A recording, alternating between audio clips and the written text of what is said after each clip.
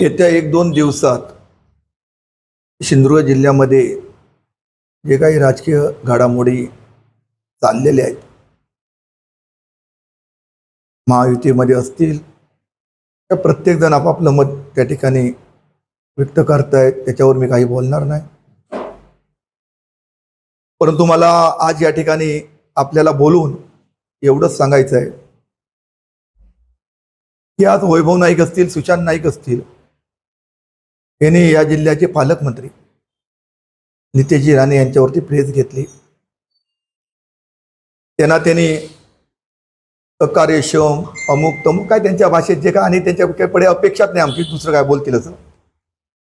ज्यांनी काय प्रेसच्या माध्यमातून जे बोललेले आहेत त्यांना मी एवढंच सांगेन की नितेशजी एवढ्या लहान वयामध्ये राज्याचे कॅबिनेट मंत्री झाले, सिंधुदुर्ग जिल्ह्याचे पालकमंत्री झाले. हे झाले ते काय असे तसे झाले नाही. संपूर्ण महाराष्ट्रामध्ये त्यांनी पक्षाचं म्हणा चांगलं काम केलं. सिंधुदुर्ग जिल्ह्यामध्ये त्यांनी विकासात्मक कामे केली. प्रत्येक गोष्टीमध्ये अग्रेसर राहून त्या महाराष्ट्रामध्ये त्यांनी नाव केलं. म्हणून तर ते जिल्ह्याचे पालकमंत्री आणि कॅबिनेट मंत्री ह्या लहान वयामध्ये ते झाले. दुसरी गोष्ट मला या ठिकाणी सांगावीशी वाटते, भाजप शिवसेनेमध्ये काय चाललंय त्याचा फायदा तुम्ही म्हणत असाल की तुम्हाला तो मिळेल, तो कदापि मिळणार नाही. मी भाजप जिल्हाध्यक्षांची प्रेस काढली की त्याच्यावर मी उत्तर देणार नाही.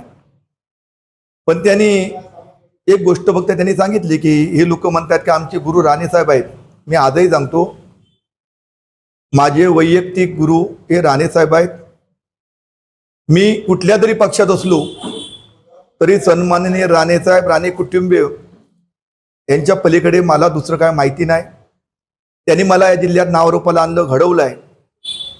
अर्थात त्यांचं कुठेही सन्माननीय राणे साहेब असतील, आमचे पालकमंत्री असतील, आमचे आमदार असतील, त्यांचं कुठेही नाम माझ्या हातून कुठेही कमी होणार नाही.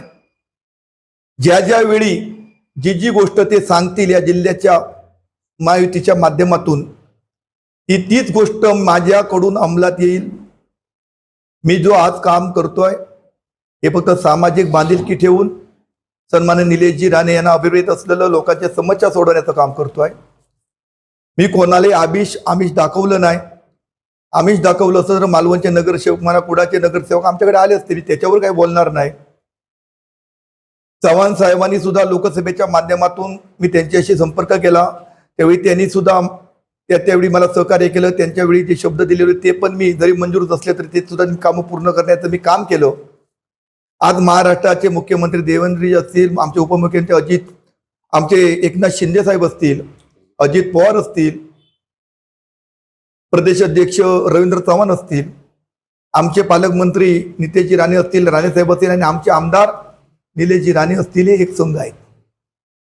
आमचं फक्त टार्गेट उभाटा आहे. या जिल्ह्यामधून उभाटाला मी असं म्हणणार नाही की उभाटा, पण उभाटाचे जे लीडर आहेत आणि आजपर्यंत राण्यांवरती खोटे आरोप करून, खोटं बोलून आपली पोळी भाजण्याचं ज्यांनी काम केलेलं होतं, ह्या उभाटाच्या नेत्यांना या ठिकाणातून आम्ही हद्दपार केल्याशिवाय राहणार नाही. त्यामुळे नितेशजी राणे जे काम करतायत किंवा नितेशजी राणे म्हणतायत तुमचे लोक का फुटून जात आहेत, आम्ही कुठलाही भाजपचा पदाधिकारी आम्ही आमच्या पक्षामध्ये घेतला नाही. जर घेतलेला असेल तर तो सांगावा, त्याला भेटावं, पुन्हा हवा तर त्यांनी भाजपने जिल्हाध्यक्षांनी त्यांनी आपल्याकडे घ्यावा. आमच्या शिंदे गटातून सुद्धा कोण नाराज असतील आणि आमच्या मित्र पक्षाकडे जात असतील तरीही माझी वैयक्तिक काही ऑब्जेक्शन नाही.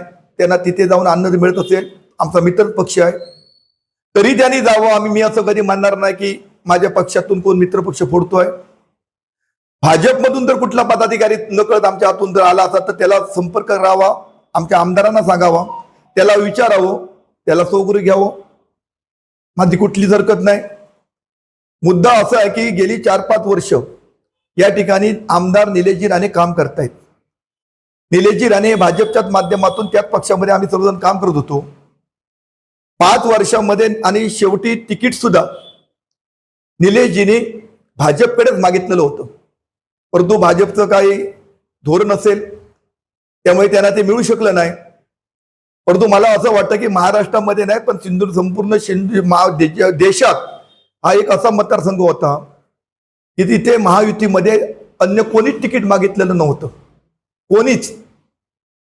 अन्य तरी मतदारसंघात आपण म्हणू शकतो की 2-2, 4-4, 5-5 जणांनी मागितलेली होती आणि कोणाला तरी अन्याय करून एका घरात 2-3 द्यायची ना असं ठरलं असेल. पण सिंधुदुर्ग जिल्हा आणि कुडाळ मालवण मतदारसंघ एक असा होता की तिथे महायुतीमध्ये निलेशजींशिवाय दुसरा नाव नव्हतं. त्यामुळे कदाचित त्या ठिकाणी निलेशजींना जर त्या ठिकाणी तिकीट देता आलं असतं तर ही परिस्थिती निर्माण झाली नसती. निलेशजीने जे 4-5 वर्षामध्ये जे कार्यकर्ते निर्माण केले या जिल्ह्यामध्ये, त्यावेळी निलेशजी भाजपमध्ये होते.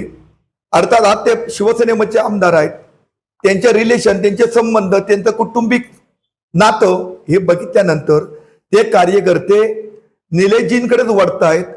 ते भाजप किंवा असं प्रवेश नाही, ते निलेशजींच्या माध्यमातून त्यांनी नवीन कार्यकर्ते तयार केलेले होते. त्या जे निलेशजींच्या स्वभावावरती त्यांची मैत्री होती. शेवटी एखादा माणूस जरी पक्ष म्हटला तर रिलेशन असतात. ते रिलेशन त्यांचे जवळचे असल्यामुळे कदाचित ते थोडंफार होत असेल, पण ते भाजप असं मी म्हणू शकत नाही.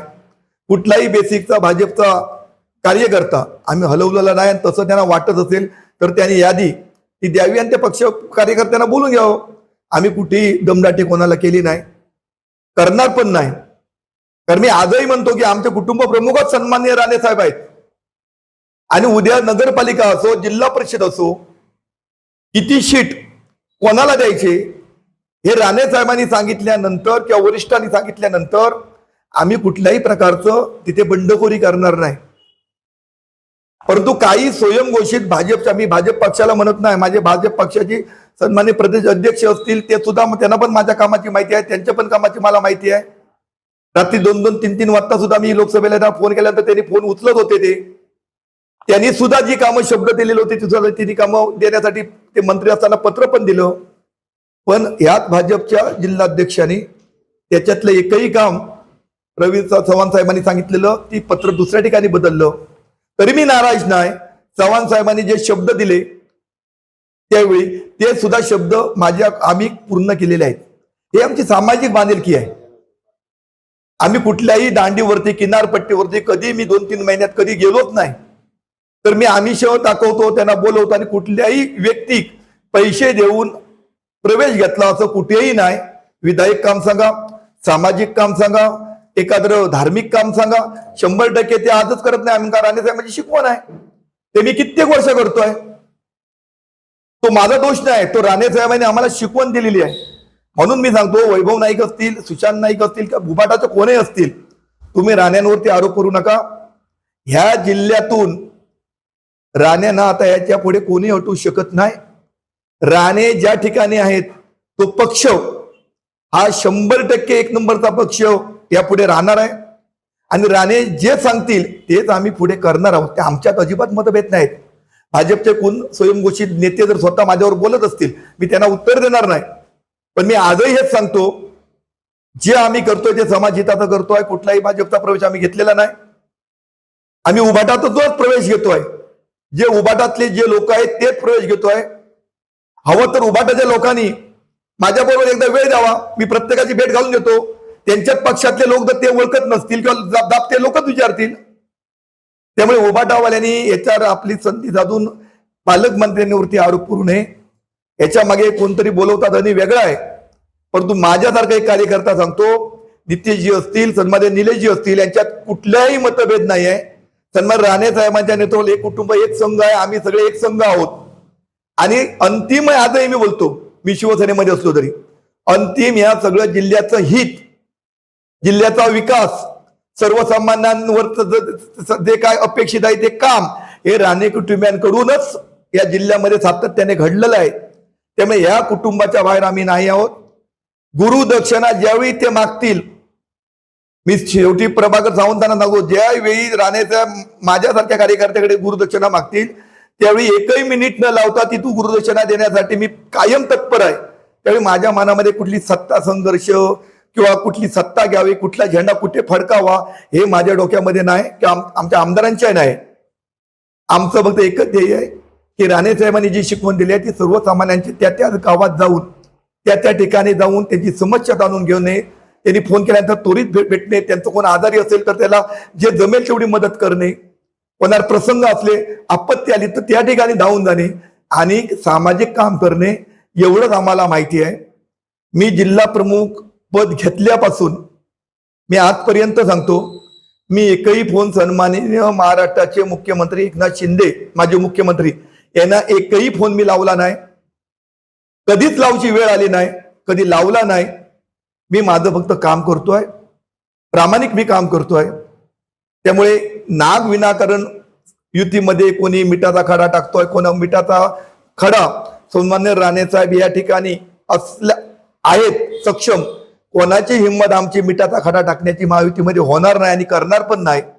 तुम्ही विनाकारण ही अशी प्रेस माध्यमातून जाऊन करण्यापेक्षा प्रत्येकाने ज्याच्या पदाच्या कुवतीप्रमाणे लोकांमध्ये जावं, लोकांची समस्या विचारून घ्यावेत, लोकांमधले फोटो बसलेले व्हायरस करावेत. आम्ही लोकांची समस्या जाणून घेतोय. मला सांगावं वाटतं की तहसीलमध्ये तो प्रसंग आला, 4 दिवस लोक दिवस रात्र त्या ठिकाणी जमलेली होती.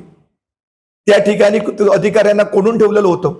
एकही मच्छीमार नेते जे म्हणतायत एकही त्या ठिकाणी गेले नाही. मी 3-4 दिवस वाट बघितली, कदाचित हे नेते जातील. शेवटी नाविलाज असतो, एक कार्यकर्ता म्हणून मला त्या ठिकाणी जावं लागलं आणि माझ्या परीने आमदारांच्या परीने आमदारांशी बोलून जे करता येईल ते आम्ही त्यांना त्या ठिकाणी मदत केली. कुठल्याही व्यक्तीने आरोप करण्यापूर्वी समोर काहीतरी केलं पाहिजे. मी आज अभिमानाने सांगेन की कुडाळ मालवण मध्ये कुठलेही देऊळ असो, कुठलाही प्रसंग असो, कुठलीही विकासाचं काम असो, त्या ठिकाणी दत्ता सामंत राणे साहेबांचा एक कार्यकर्ता म्हणून 100% या जिल्ह्यामध्ये गेल्या 25-30 वर्षापूर्वी माझं योगदान आहे. त्यामुळे ते योगदान आहे जरी असलं तरी मला राणे साहेबांनी घडवलं नाही. त्यामुळे राणे साहेबांची गुरुदक्षिणा हीच का असं वगैरे करून भडकवण्याचं कोणी काम करू नये. नितेजींचं नाव कुठे या जिल्ह्यामध्ये कमी होईल असं आम्ही कधीही करणार नाही. ते ह्या जिल्ह्याचे सक्षम पालकमंत्री म्हणून प्रत्येक इलेक्शन मध्ये त्यांचा झेंडा आणि त्यांचं नाव हे 100% अबाधित राहील, त्याची काळजी आम्ही सर्वजण घेणारी मंडळी आहोत. आणि आमचं कुटुंब जे एकसंघ कसं ठेवायचं हे आम्ही राणे साहेबांना मानणारे असल्यामुळे ते राणे साहेब आमचे सक्षम आहेत. त्यामुळे जे काय चाललेलं आहे हे काम विधायक काम चाललेलं आहे.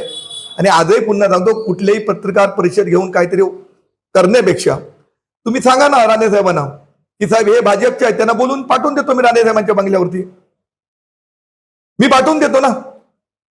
निलेशजींना सांगतो राणे साहेब राणे साहेबांना भेटू दे, मग ते हे पदाधिकारी भाजपाचे असतील, त्यांना वाटत असेल ते राणे साहेबांची चर्चा करतील. आम्ही त्यांना घेतलंय काय नाही घेतलंय का हरकत नाही ना. आता थोडंच आहे की कोणी आज घेतला किंवा नाही. आमच्या पण शिंदे गटात काही मी कोणती तरी प्रेस त्या गावकरची वाचली की शिंदे गटामध्ये काही छुपा विरोध आहे. मी 100% सांगतो, मी जिल्हा प्रमुख पद म्हणून मी काय घेऊन कायम आलेलो नाही. माझं काम चांगलं असेल तर मला पक्षाने ठेवावं, माझं काम चुकीचं असेल तर मला पक्षाने काढावा. मला त्याच्यामध्ये काही वाईट वाटणार नाही. मी एक सन्मान्य राणे साहेबांचा कार्यकर्ता आहे. पण मी ज्या ठिकाणी राणे साहेबांनी एक आम्हाला शिकवण दिली आहे, ज्या ठिकाणी तुम्ही असाल त्या ठिकाणी 100% प्रामाणिक जनतेचं काम केलं पाहिजे, ते मी काम करतोय. जरी 100% मी जर काम करण्याचा जरी प्रयत्न केला तरी तसाच गुरु म्हणून 100% कुठलाही शब्द राणे साहेबांचा पाळल्याशिवाय मी राहणार नाही. एवढं या प्रसंगी मी सांगतो. बस. टाइम्स डिजिटलला लाईक करा, शेअर करा, सबस्क्राईब करा आणि बेल आयकॉन दाबायला विसरू नका. Times digital.